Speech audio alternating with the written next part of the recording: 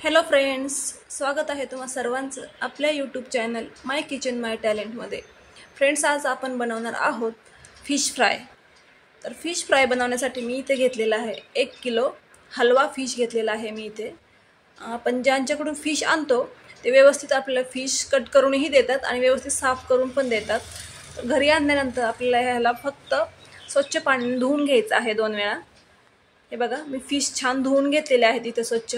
त्यानंतर त्याला आपण अद्रक लसूण पेस्ट, हळद आणि मीठ हे मिक्स करून लावायचं आहे. त्यामध्ये आपण थोडासा लिंबाचा रसही टाकूया. बघू शकता तुम्ही इथे मी यामध्ये थोडासा लिंबाचा रस टाकून मिक्स करून घेत आहे. हे मिश्रण आपल्या फिशला व्यवस्थित चोळून घ्यायचं आहे आणि 15 मिनिटांसाठी ह्याला झाकून ठेवायचं आहे. अद्रक लसूण पेस्ट जास्त वापरायची नाही आहे, एकदम नॉर्मली थोडासा स्मोक येण्यासाठी फक्त लावायचे आहे आपल्याला. हे बघा, नॉर्मली थोडंसं लावून घ्यायचं आहे फक्त आणि ह्याला 15 मिनिटांसाठी आपल्याला व्यवस्थित झाकवून ठेवायचं आहे.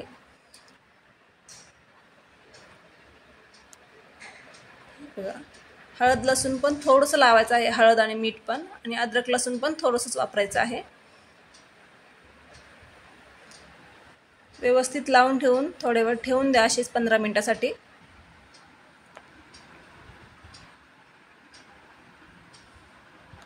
ते 15 मिनिटं झालेले आहेत मित्रांनो, बघू शकता.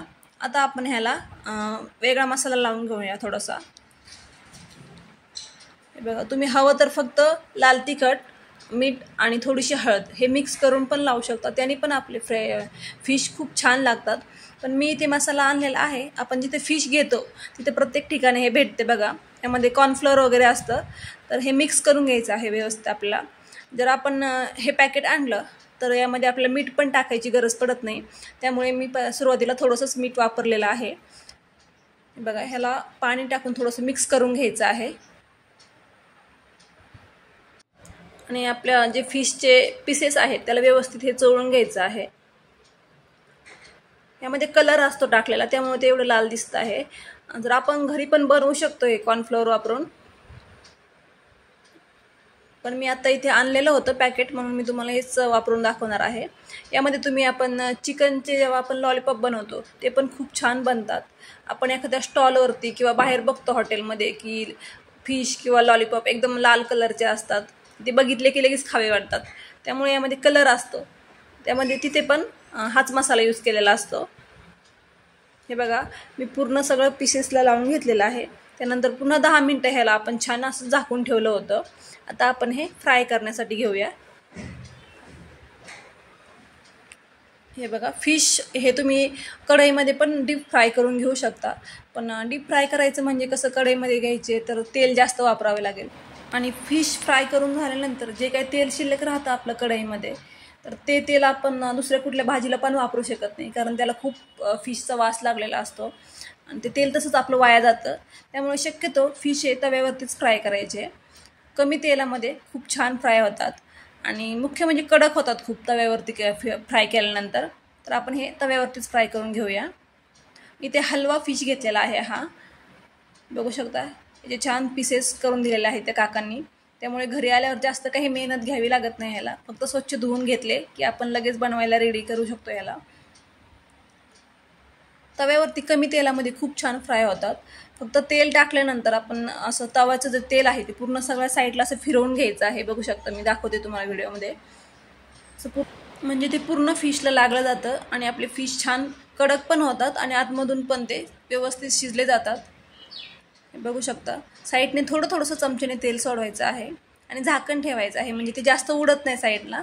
आणि गॅसची फ्लेम कमी करून झाकण ठेवल्यानंतर ते आतमधून पण छान पकतात आतमध्ये पण.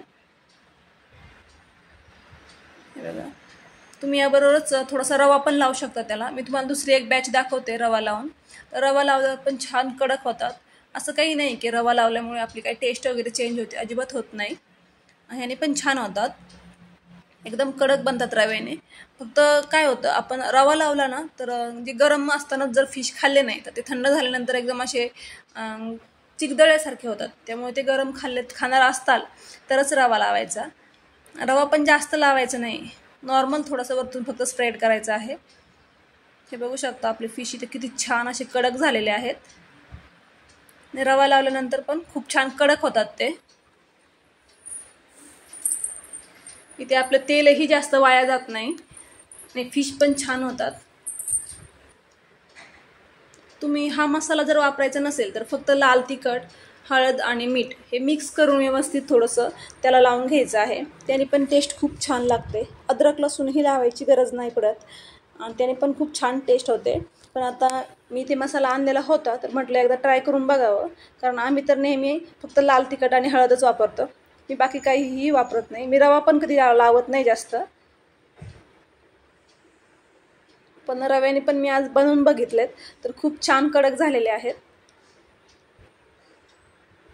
हे बघू शकता. आणि तुम्हाला जर फिश करी बनवायची असेल तर तुम्ही त्यामध्ये फ्राय करूनच टाकायचे आहेत. आणि त्याला फक्त रवा नाही लावायचा आहे. प्लेन फक्त लाल तिखट, हळद आणि मीठ लावून फ्राय करायचे आहेत आणि मग करीमध्ये टाकायचे आहेत आपल्याला ते. बघू शकता खूप छान रव्याने तर खूप छान कडक झालेले आहेत आपले फिश.